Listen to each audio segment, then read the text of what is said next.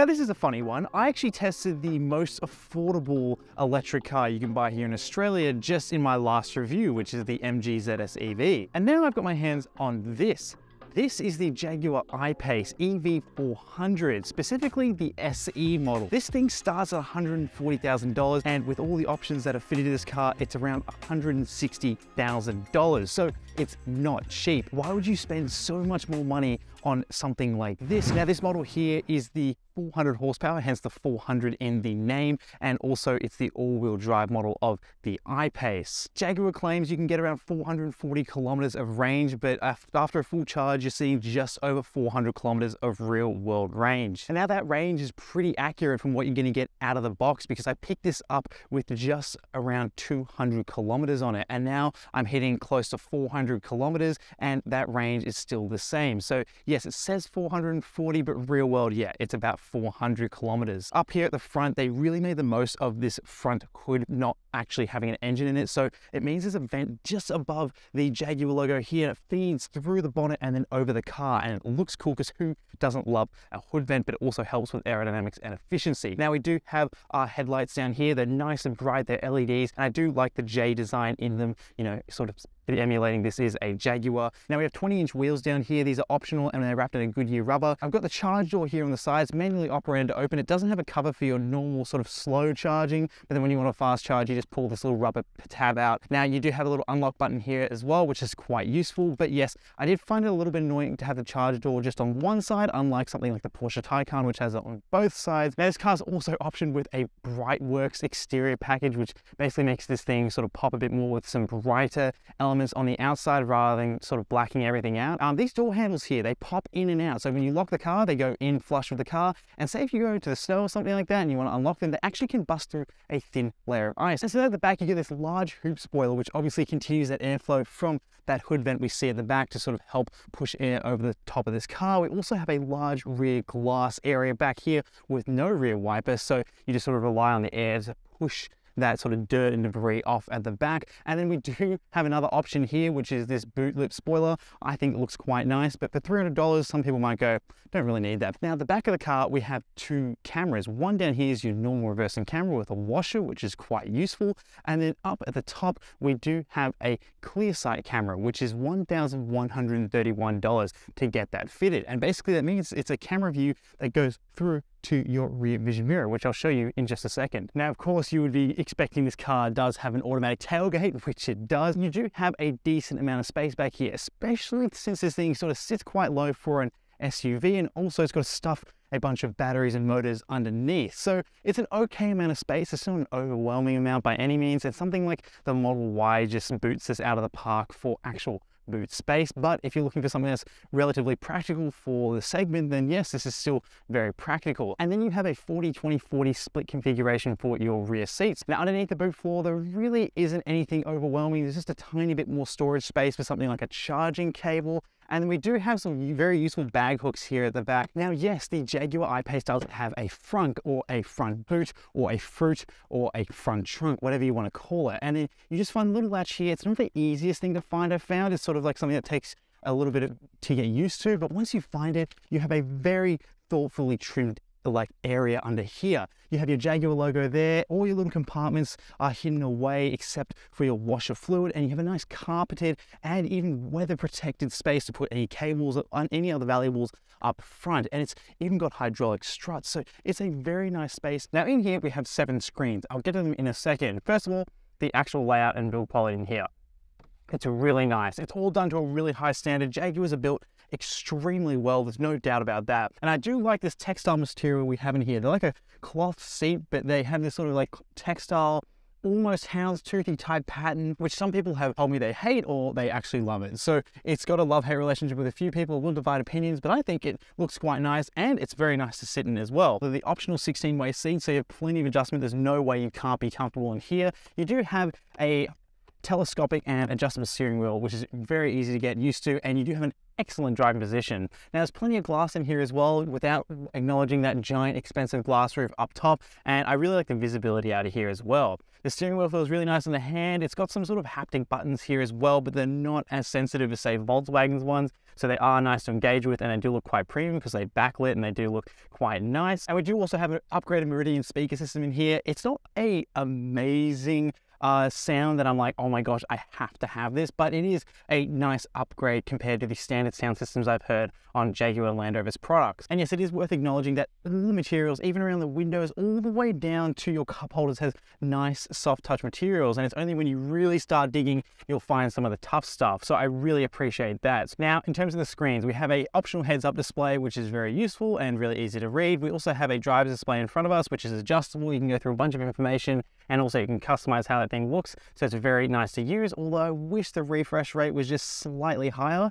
And then we do have our screen in the middle, which is what Land Rover calls their Pivi Pro system. And this was the major update here in the interior of the I-PACE, so it's worth talking about for a second. It doesn't have a laminated display, so you can see the space between the glass and the display, which I found a little bit odd in a car at this price point, but nonetheless, it's still very responsive and easy to use. And also you do have access to stuff like live satellite navigation, you have live weather, all that sort of stuff, Amazon Alexa, so it's all connected, which is quite nice. You do have all surface information, which sort of tells you what's happening with your traction. You do have an option for low traction launch to help you get off a slippery bit of surface, which is quite useful. You have EV data, eco data. They do have valet mode, so you can lock down everything when you go to valet this car. You've also got dynamic information, which has stuff like a G meter, lap times, a stopwatch, which is quite cool. And you've also got stuff like wireless Apple CarPlay, but you only have one reversing camera, which is a bit of a shame, but it is a good definition, so at least it has that. Now, other screens up here, because we have an optional clear side camera fitted to this car, so it means when you flick this little toggle, you do get a camera feed out the back. It's nice and crisp. We have another screen for your climate controls, and you have these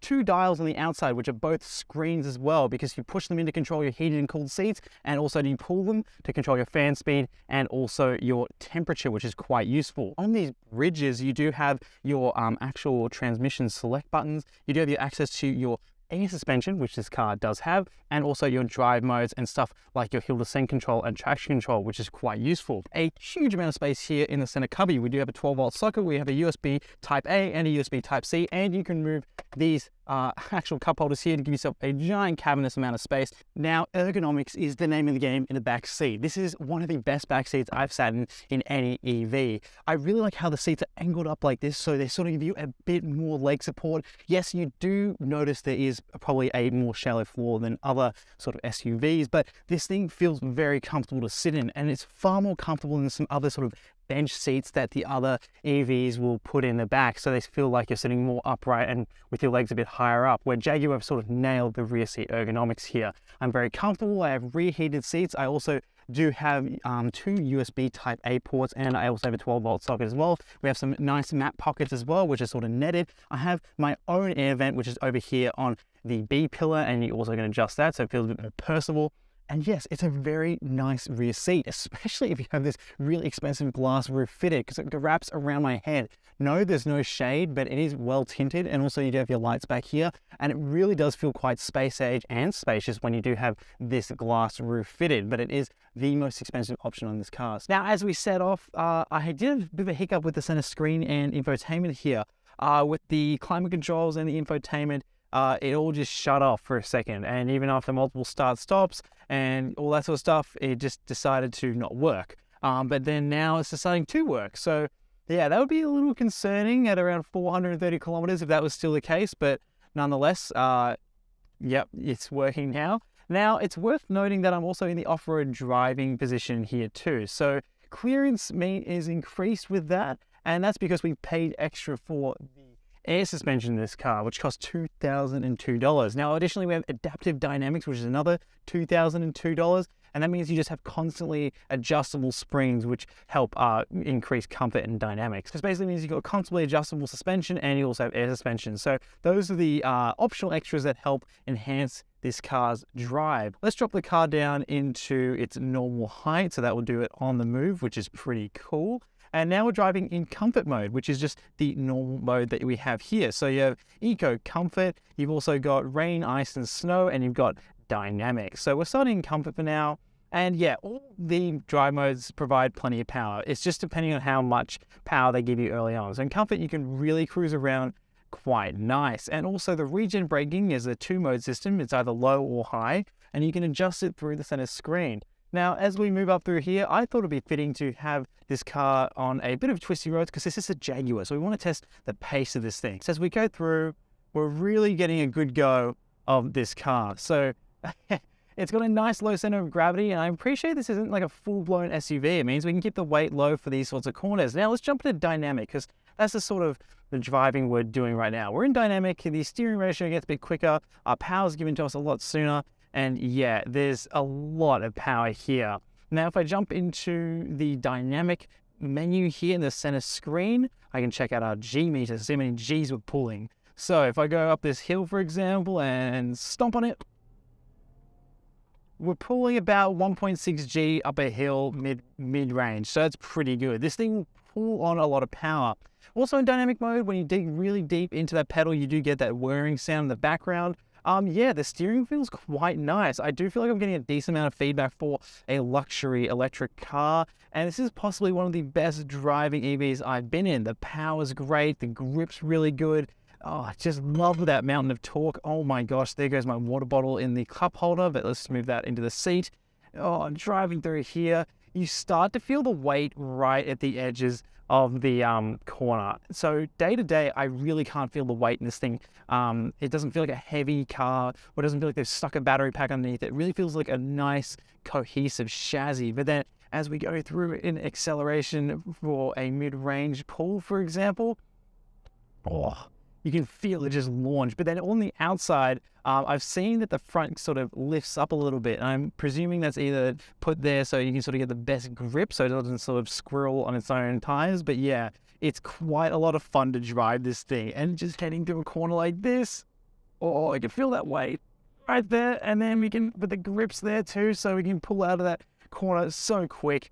And you're going to leave a lot of cars in the dust with this thing. So if you're looking for like sort of performance SUV that's electric, this is one of the best ones to go for at the price point without spending a ludicrous amount of money. This is a lot of money, but if you don't want to step into a Tesla and you're not too keen on waiting for something like the Kia EV6 GT or the upcoming Hyundai Ioniq 5N, then yes, this is quite a lot of fun to just take on some back roads. It is a little bit bumpy around some awkward bumps, say like speed bumps and all that sort of stuff at the back, so it can feel a little bit jolty at times, but rarely does it feel too bad. And yeah, I just really enjoyed driving the I-PACE. It's one of the best, if not the best, electric driving experience I've had this year. It's really quite impressive, and I just wish Jaguar did more with this drivetrain rather than just put it in the I-PACE. I'd like to see it in some of the other cars. It'd be quite cool. Now, if you're looking for the best possible electric car you can buy,